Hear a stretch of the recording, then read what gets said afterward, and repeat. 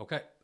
Our next guest is the one and only legendary Mr. Matt Wilson. Mr. Matt Wilson, How's thank it you. going, mate? Not too bad yourself? Yeah, good, man. Good. Thanks for having me. No, thank you for inviting us down to your office today. That's all right, no worries.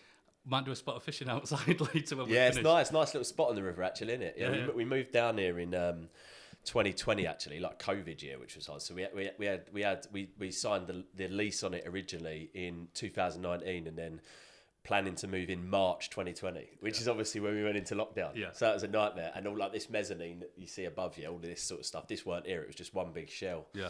And we put it in. But I love it. It's a nice spot on the river, well out the way. Yeah. Opposite direction from London, which is great. So, Absolutely. We're driving down country roads like, oh, this is quite nice. It's Yeah, out yeah, the yeah. way, away from That's people, it. just Yeah. the way we like it. Absolutely. Brilliant. Well, again, thank you for having us today. It was more so today. We just want to have a chat with you and see, because you are absolutely smashing it in your business. Yeah. I think we first met about 4 or 5 years ago. I think it was. Maybe Yeah, 4 yeah, years? it probably is now, yeah. Yeah. So I think that was when I first attended the first EMC event, which was probably about 4 years ago. Yeah, it was 2020. 2020. It was 2020, COVID year, yeah. We got in there, it was February, so that was just before COVID we had about 30 people drop out because of COVID, and we were like, what's COVID? We didn't even know what it was, you know.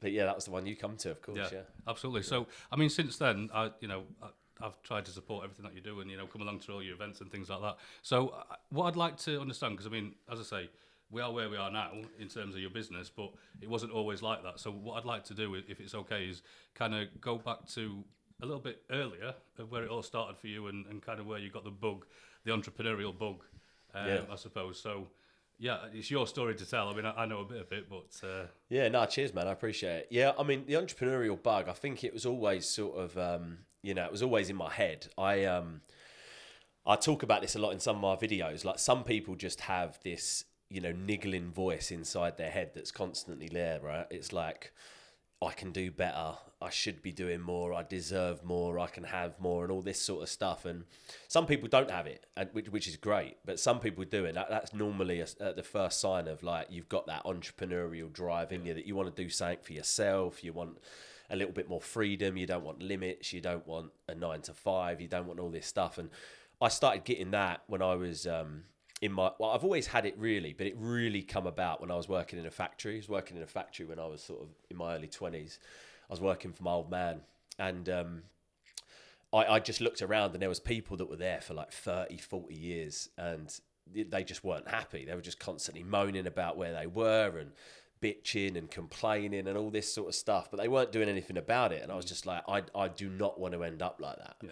I don't want to end up being 50 years old, 60 years old, still moaning about where I am, but done nothing to change it, sort of thing.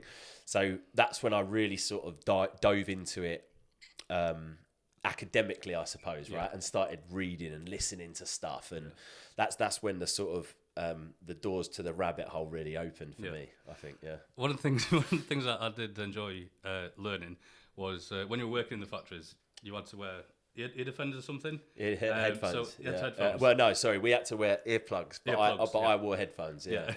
So I painted my headphones orange and blue, because that were the colour of the earplugs. It was a very noisy factory, so if you got caught without your earplugs in, you'd get like verbal warning, written warning, all that sort of stuff.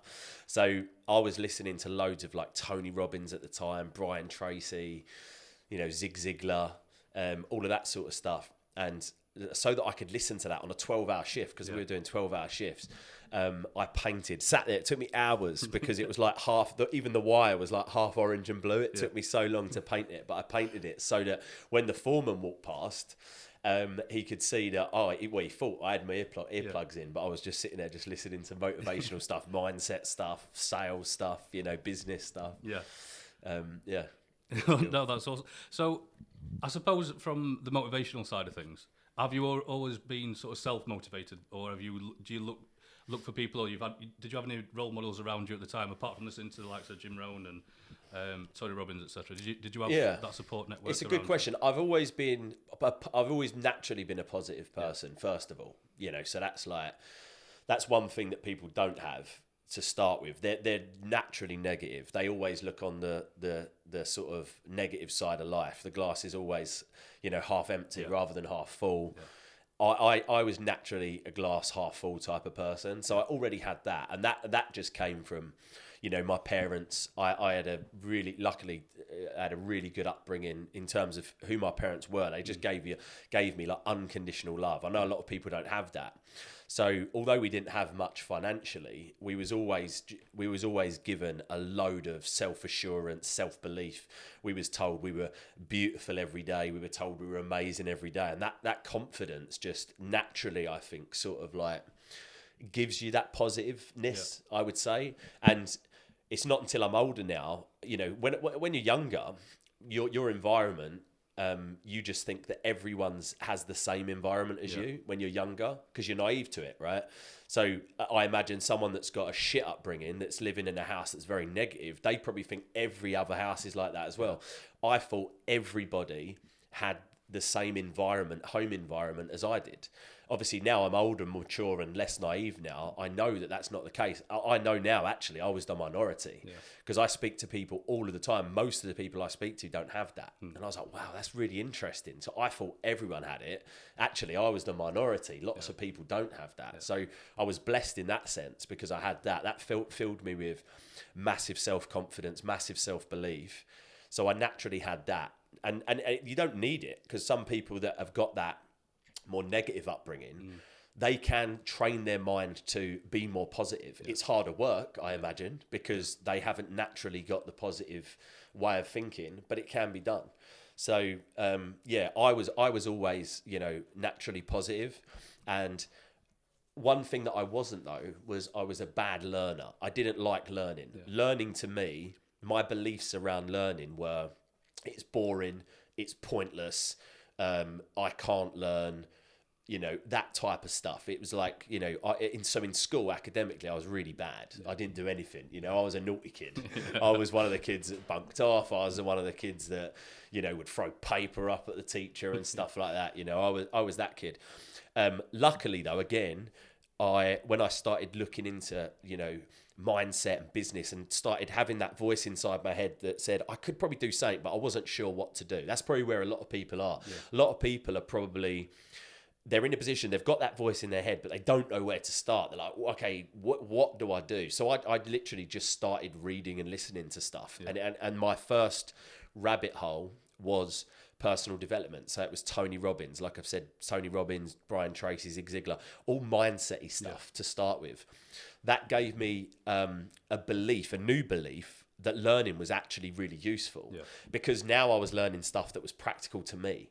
I was learning stuff that I knew was gonna help me go to the next level. Whereas before, when I'm learning about religious education or fucking I don't know, history or geography in school, I was like, why is this useful to me? So that was a massive shift for me, because then learning then became very important, and that was when I was 19, and since then I've just been a constant learner. I look at myself as the Neo in the Matrix that sits in the chair, and I've constantly got this thing plugged in my head, and I'm just trying to fill my brain with as much good, useful information as I can on a daily basis. No, that's awesome. I mean, so leading up to before you've kind of started your business, so you're working in a factory, you're working. I know you did then sort of go into telesales type thing as well. So you moved into that avenue. That was my first my first step forward to being a business owner and entrepreneur was sales. I kept listening, I kept reading that sales is one of the most important skills you can learn, and all of this sort of stuff. Richard Branson was saying it, Tony Robbins was saying it. I was like, there's got to be something here. So then I started my next rabbit hole of learning, if you like, was sales. I then dove into, while I was still in the factory, I'd buy loads of books on sales. I'd illegally download loads of audios on it because I couldn't afford them at the time. So and I just started listening to loads of sales stuff, and then I looked into sales. It's like, wow, because where I was without a doubt one of, probably apart from my dad, the hardest worker there.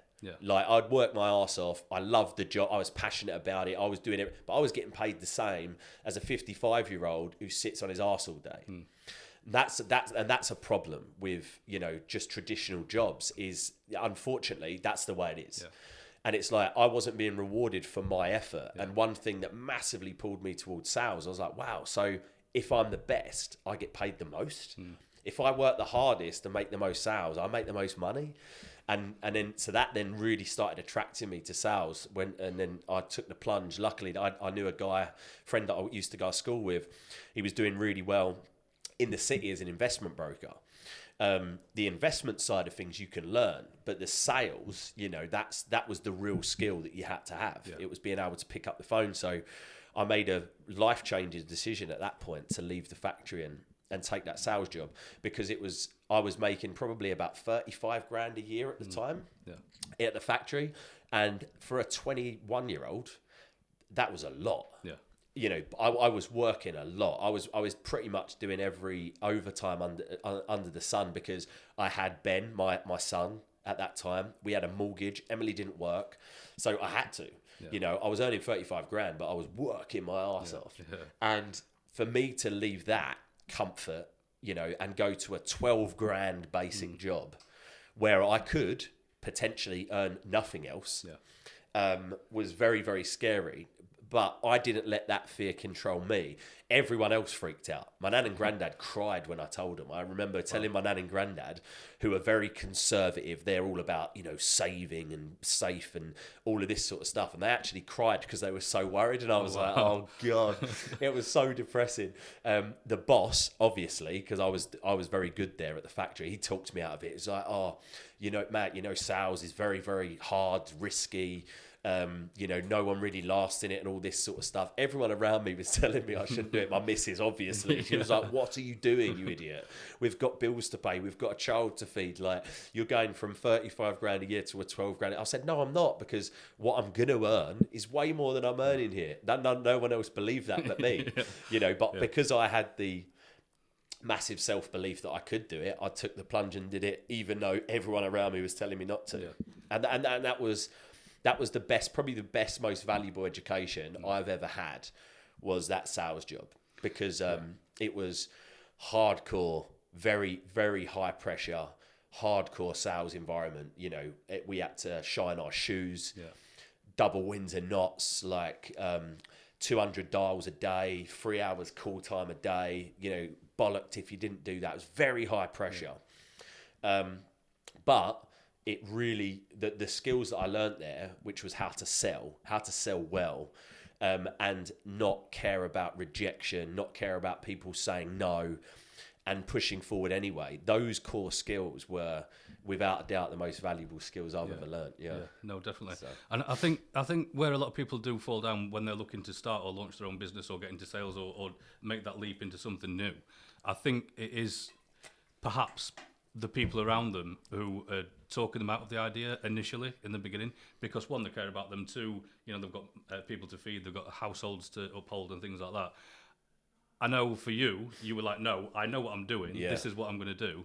For people who are perhaps in that situation, what advice would you give somebody who's just starting out but they haven't got a supportive partner, or people are saying you shouldn't really be doing this, you should be focusing on being employed, essentially? Yeah, it's good, really good question. Never been asked that before. I mean, what I would say to that person is, how much do you actually believe that you can do it? Yeah. If they really do believe that they can do it, whatever that thing is, nothing should stop them. Yeah. Because, everyone else, no one else is going to believe it as much as you, ever. No one else is ever going to believe it as much as you, right? So if you do believe it, that's all that matters. It's your life. Yeah. At the end of the day, it's your life, not theirs. And if you believe that leaving that job to do another job or to do a business or whatever it is that you're doing is going to take you to the next level, if you truly believe that, it's no one else's business but yours. Yeah. Yeah, and it does take me back, actually, because I was in a similar position in that I was by myself. I didn't have a partner, I didn't have anything at the time, but I wanted to start a business. Yeah. And it took me about 2.5 years to get started. But even the people around me, when they could see that I was doing well, they were still like, so I'll give you an example. So when I first started to trade in this one particular thing, I got my first check through the door for a fairly big deal. At the time I was early 20s, so I was probably 23, something like that. Yeah. I got a 47 grand check in the post for some work that I'd done, and I was like, wow, this is awesome. And I was about to go on holiday the next day, so I'd called my dad, and I was excited. I was like, oh, I've just got this check through the door for what I've done. For the last few months, it's been pretty hard, but got that check through. They're like, all right, but you've always got your job to fall back onto, so just make sure you keep in touch with them people, so you can always go back to the day job. And I was just like, where's the congratulations? Where's the well done? Where's the you are actually doing this? It was always that bringing you down that peg. Yeah. My mum on the other hand was like, oh, are you going to take me shopping? That kind of thing. But my mum's my biggest supporter. But again, it's that mindset thing, isn't it? And it is. I think it is important to have people around you who do support you. But if you were in my position, then obviously it was just myself. So I was just like, I'm going to do it. Yeah. At the time when you were sort of launching, were you telling people what you were doing, or were you kind of just going into launching the business?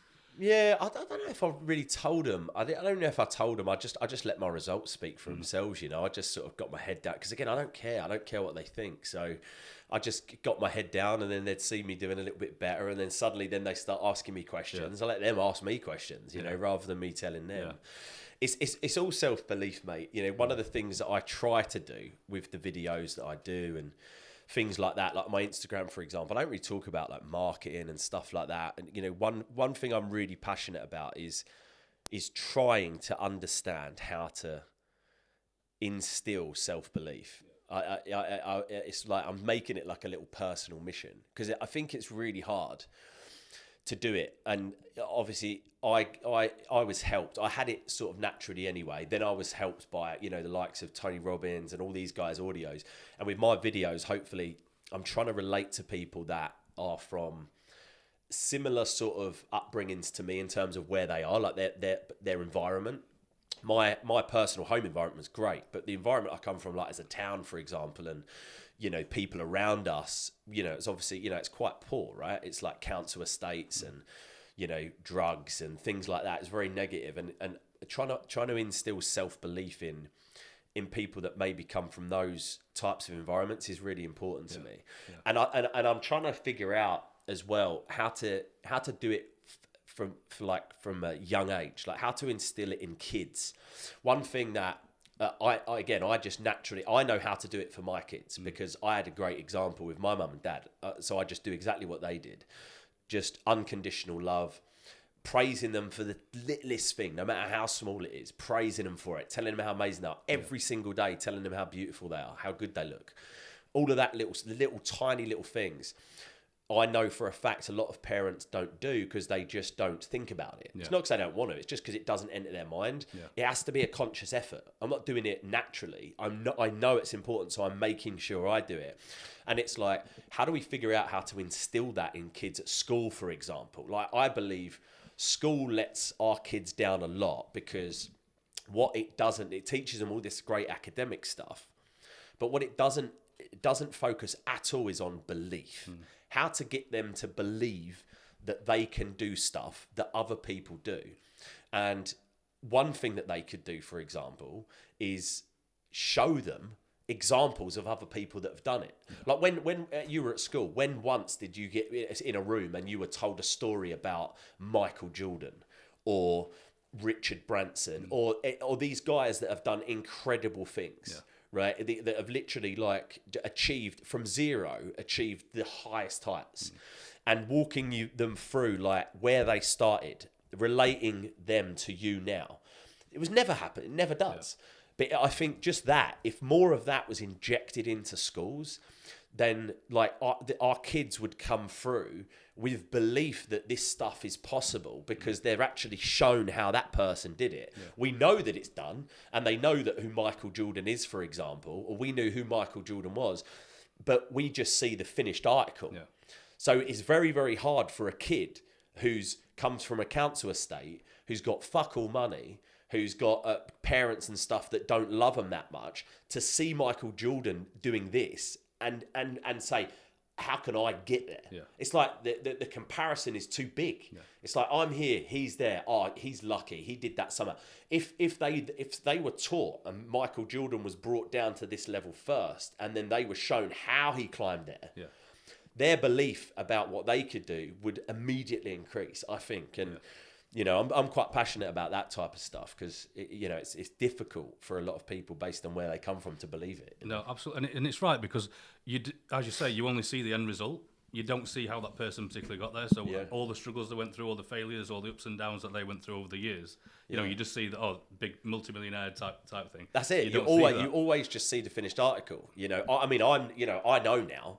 Whenever I see that, I know that they would have gone through struggle. So a lot of the time, I'll try to find out and I'll read up on it and stuff like that. But again, most people don't. They just see that and they think, you know, he's just magically was born there. It's like, mate, you've missed the fucking battle that he's gone through to get there.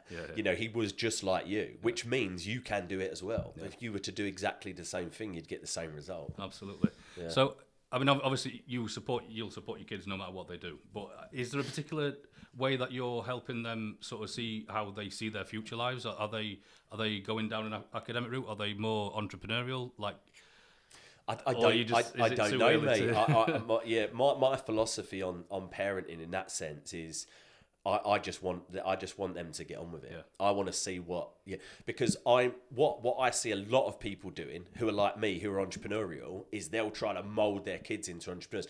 I know that there is loads of negatives about being a business owner and entrepreneur. Loads of risks, loads of sleepless nights, loads of stress, loads of worry. It's not for everyone.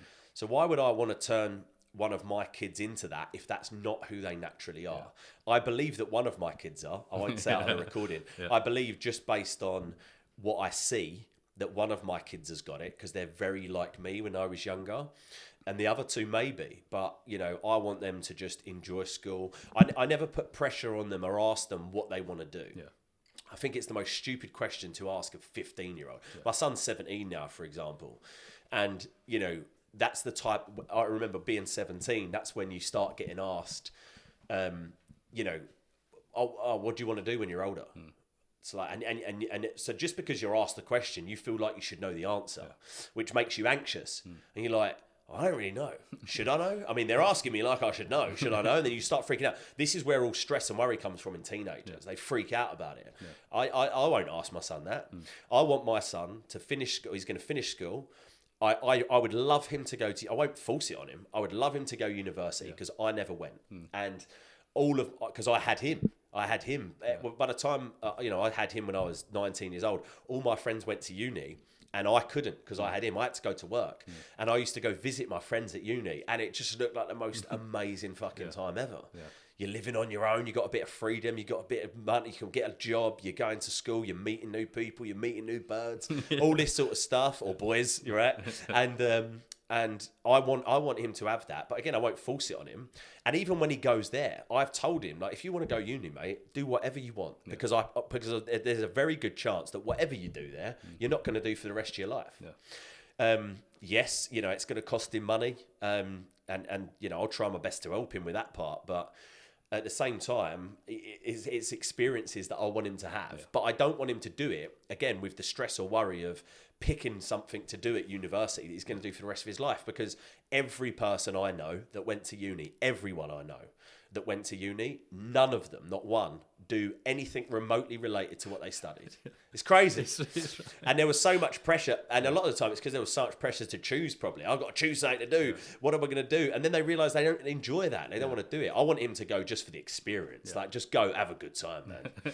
You know, and then afterwards, just go out into the world. Just go out into the world and like nomad it. You know, I went for, you know, I had 30 jobs. You know, I tried everything. It was great and it was great fun.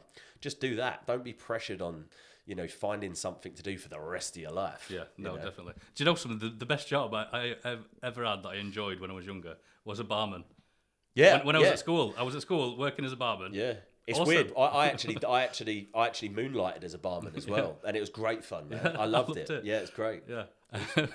So now we're kind of moving through the journey a little bit more. So once you've sort of got into launching your business and you're becoming a little bit more visible, a lot of things, and I know I struggle with this myself as well, is how do you deal with, and I've seen some of your comments online, how do you deal with people who troll? So you get people who just, you know, keyboard warriors, bored at 2 o'clock in the morning.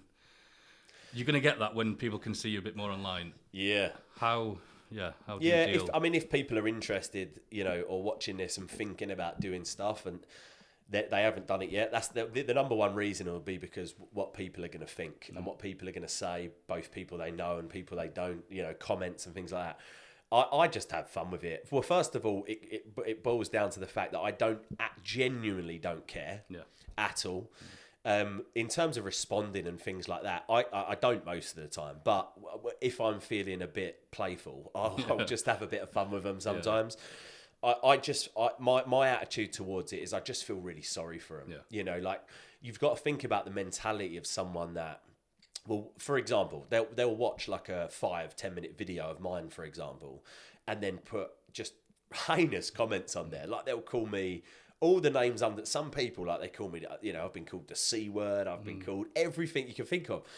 And so I always try to go into their mind and think like, what type of person can scroll through Facebook, see someone that's effectively putting out something positive. I'm not slagging anyone off, I'm doing all this stuff. It's a positive message. Yeah. And then will call me a name after they watch it. It's like, what must they have going on in their life? Yeah. Probably, they've probably not got many friends, I imagine. And what's the hilarious thing is 80%, I would say, at least 80% of the people that do it, their profile picture is like a shoe, or a cat or a car. Cars are popular, right? A car. It's like they don't even show their faces. Yeah. So their lives are just miserable. And so sometimes again, I get a bit playful. So I've turned people around in the comments as well, so they actually like me. What I normally do, first of all, is make them realise that their comment hurt, even though it didn't. I don't give a fuck about their comment. I'll say something like, mate, that's really not nice. Like, what have I done to you? You don't even know me and you've just called me the C word. And then a lot of the time they then just go quiet because they do it not thinking that a human being's actually read that. Yeah. It's like imagine if they walked up to me in the street and just like, you the C word, they wouldn't do it. Yeah. They'd be too scared. They just, but it's because they're behind a screen and they know they're never going to see me. They say, but at the same time, it's like, why are you saying such horrible stuff? Yeah. So my advice is, honestly, you're always going to get haters. You're always going to get people that don't understand what you're doing.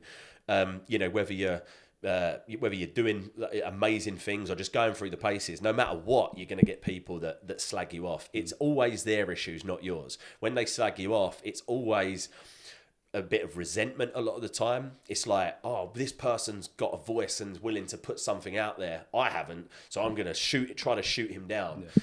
That's a lot of that's what it boils down to a lot of the time, but it's normally always about their own, hatred of themselves normally. Yeah. No, absolutely. And I've seen some of your recent ads. So you talk about what you're doing in your marketing agency at the moment. So you're running a multi-six-figure monthly marketing agency. Yeah. When you very first started your very first business, and you got that first sale, what was that feeling like for you? Yeah, mate, it was amazing. It was the best feeling ever. Yeah. Again, it was just massive belief. It just reinforced belief. Yeah. We teach now people how to start an agency, and some have already got an agency and they're looking to grow it. Most haven't even got an agency yet, because I think it's just one of the easiest business models to start. Yeah. When you're starting out, that's what I always say to them. It's like, our goal here is to get their first sale. Yeah. Because if our goals, for example, if our goal is to get them to 10K, we're not laser focused on that first sale. First of all, what I know happens when they make that first one, and we've had like so many people do it now, which is amazing. And you hear the joy on their voice when they tell us that reinforcement of belief that it actually works. Yeah. That's all they need. Then they're away to the races. Yeah. It's that first one. Leading up to that first one is where people will quit, because they'll get a bit of rejection. They'll get turned down a couple of times. Their disbelief sets in. It's like, oh no, this ain't even possible. But it totally is. But anything worth having, you've got to work for. So you've got to go through failure. You've got to go through doubt. Yeah. You've got to go through insecurity. You've got to go through all of that stuff to get that first thing. But as soon as that's there, everything, all of that disbelief switches, because you've done it now. Yeah. And you're like, fucking hell, I found this person, I've contacted them, they've now paid me to do a job. it works, Yeah. and then they're like, right, okay, so I've just got to do that again. And again, and again, and again, and then it just goes from there. It just keeps building up, you know. Yeah. So it's a magical thing, that first sale, whether it's a client for like a service-based business like mine, or a product sale, or you've done product stuff in the past or whatever online, whatever it is. That first one's so important because it just reinforces all of that belief that you had that it's going to work. Absolutely, but we do live in an age now where a lot of people. We do get instant gratification. If we want something, for example, you can just click on your phone, Amazon, next day delivery, sometimes same day delivery. Yeah. Do you find that a lot of people that are coming to you, or the questions that they ask are perhaps along the lines of how quickly can I get started, how quickly can I get money, what if I don't get money in the first week, etc., etc. Do you kind of find that there's a we do rush get it? or... Oh, for sure. No, yeah, we do get it. I mean, my approach really is a bit different because I'm very honest with people anyway. I don't sell it as a get rich quick or anything like that. I sell it as, look, this is although it's the easiest business model to start, it's easy compared to other businesses. That doesn't make it easy. It's easy compared to other businesses. 100% is the easiest, I think. That doesn't make it easy. And I sell it to them. I've got my first job when they come to me and start watching me, whether it's before they've made a decision to work with me, help them start an agency, or after, my first job is to change their mind. I have to change it because their mind at the moment is employee mindset most of the time. It's disbelief. It's all of this stuff that has to be eliminated out of the equation for them to be successful. I've got to replace that shit with gold. I have to make sure that their mind is strong. Because that's it. That's the only difference. Like the practical part of it, doing it, that part's easy. If you've got the mindset to do it, if you're prepared for what's coming. So if I can prepare them for hell, for example, the actual reality is nowhere near what I've prepared them for. So they find it easy, and it's all about that. It's all about understanding the expectation's really important. Don't expect it to be as hard as it fucking can be. Because the reality is nowhere near that bad. So when you start doing it, you're like, this ain't as bad as I thought because I painted a picture of hell and this ain't that bad. I can do this. Whereas a lot of people, if they go into thinking it's going to be the easiest thing in the world, and then it's a little bit more difficult, then the comparison goes the other way. So it's all about expectation there as well. It's managing your expectations. No, absolutely. Because at the end of the day, it is still a business. There are costs, the overheads that you still have to pay things every month.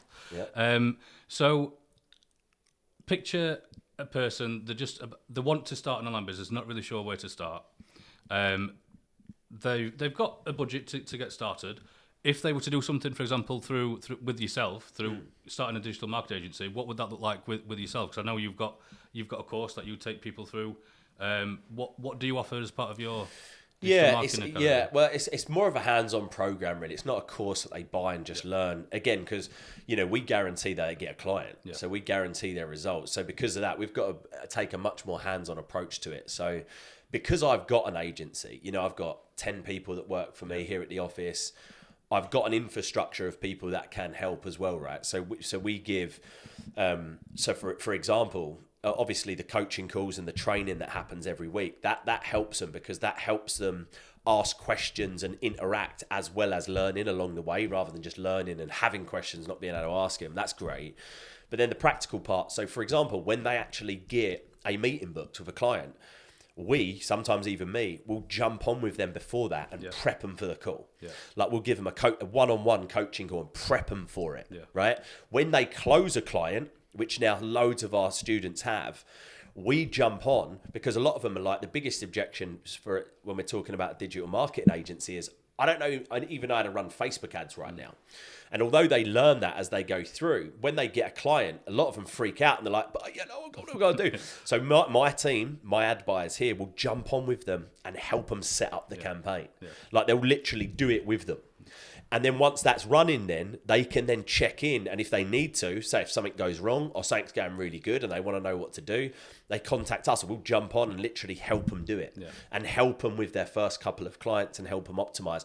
And we'll just, we're basically on call for them. And we sell it to those guys as, we are your team. So what it also does is it gives our students the power to say, you know, my team have run campaigns like this in the past. When they're talking to prospects, they say, you know, my team, and we can have this, me and my team can have this set up in no time. That language is really powerful, fills them with confidence. If they were totally on their own, they wouldn't be able to say that because they haven't got a team. Yeah. But we are their team. They can say it because guess what? They pick up the phone, they talk to us, we help them. So we are their team. Yeah. And it's that part that makes it really, really valuable. You know, we let them white label our funnel building service, our web design service. So and we don't do this. We've been approached for over the years by so many people asking if they can white label us, and we've said no. But I know because as an agency owner, you can turn a $2,000 client into a $8,000 client on that first transaction by selling new web pages, lead capture pages, landing pages, funnels, whatever you want to call them. And it's such an easy sell. Problem is, newbies haven't got the infrastructure to do it, but we have. We can knock those out in 2 weeks. So, you know, if our clients want, and you know, we've had now, I believe 11 of our students now have sold a funnel from anywhere between $4,000 and $8,000. $4,000 and $8,000 they've sold them for. They pay us £2,000. We do all the work.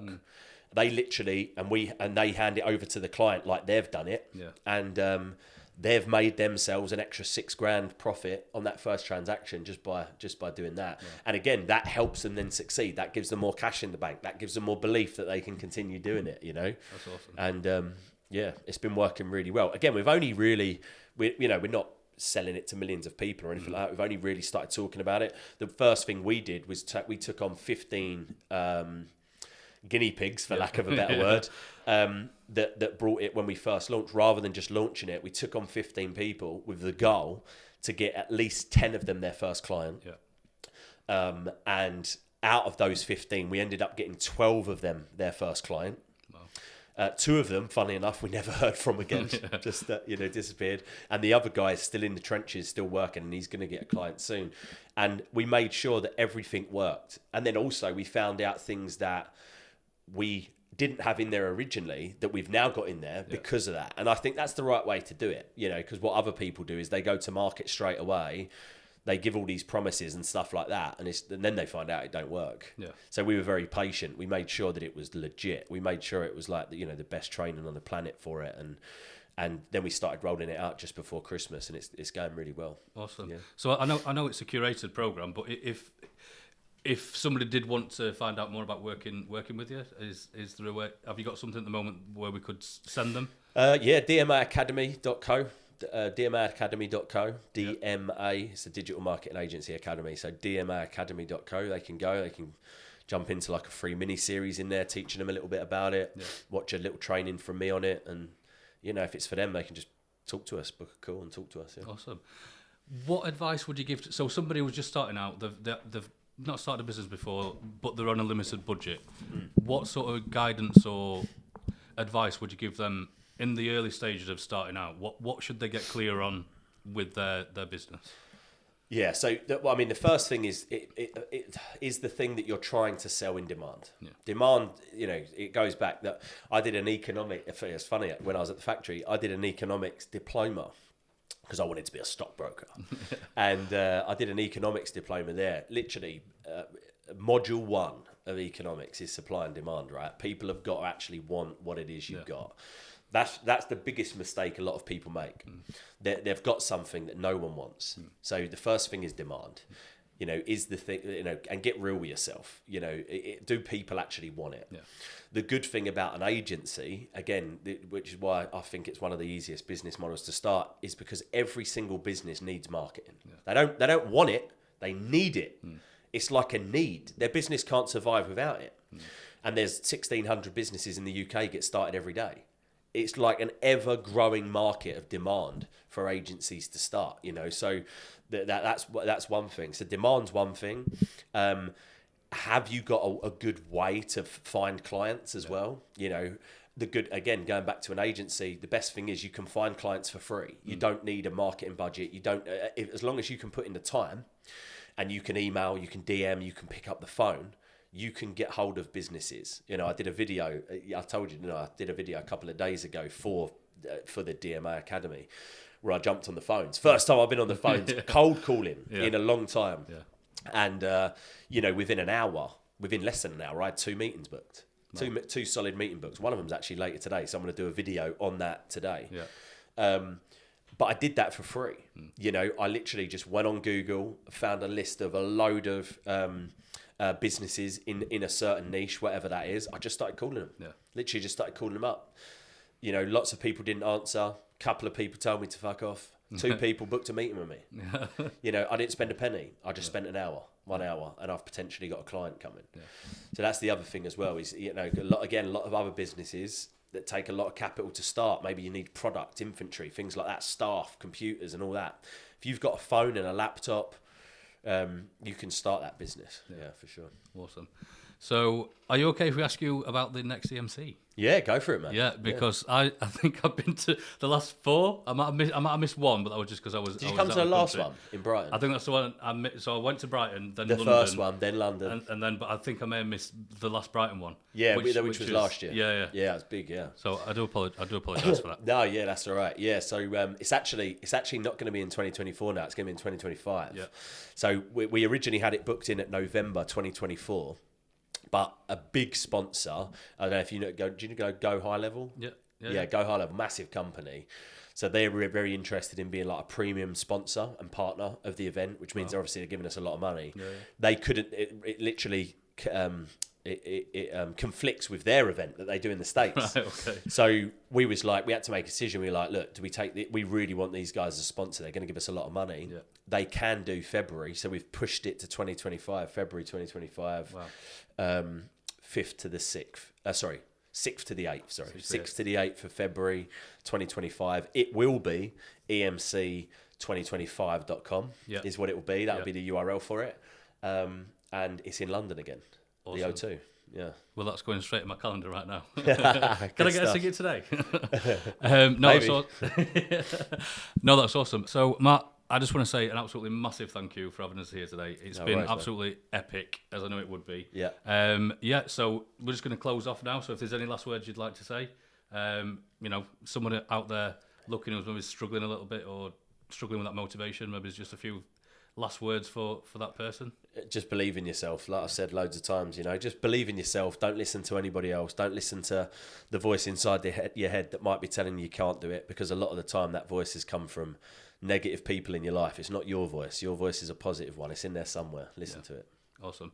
Right, thank you very much, Matt. That's been awesome. Cheers, Gav. Thanks for having me, man. No, you're more than welcome. Again, so that's dma.co and emc2025. dmaacademy.co or emc2025.com. Awesome. Thanks very much. Cheers, man. Thank you.